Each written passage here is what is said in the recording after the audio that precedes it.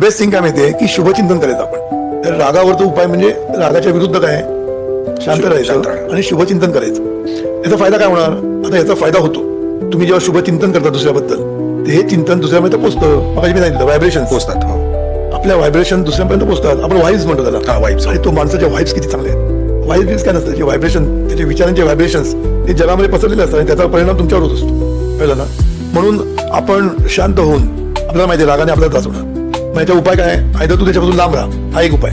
लांब राहणं शक्य नसेल तर त्याच्याबद्दल सतत शुभचिंतन करायला सुरुवात कर. म्हणजे नेमकं काय करायचं? म्हणजे त्याचं भलं करतं, आपण देवाचं भलं कर म्हणूया. चांगला विचार त्याच्याबद्दल करायचं. देवाचं भलं कर, देवाचं कल्याण कर, देवाचा संसार सुखाचं कर, देवाची भरभराट होते, देवाला चांगली बुद्धी दे. तू जे काही शुभचिंतन करशील ते विचार हळूहळू त्याच्यापर्यंत पोहोचतील. हळूहळू म्हणजे पोहोचतात. हळूहळू तो रिस्पॉन्स यायला सुरुवात होईल आणि हळूहळू तो माणूस तुमच्याबद्दल जे विचार करतो ते बदलवायला लागेल आणि त्याच्यामध्ये बदल होऊन तो तुमच्याशी चांगला होईल.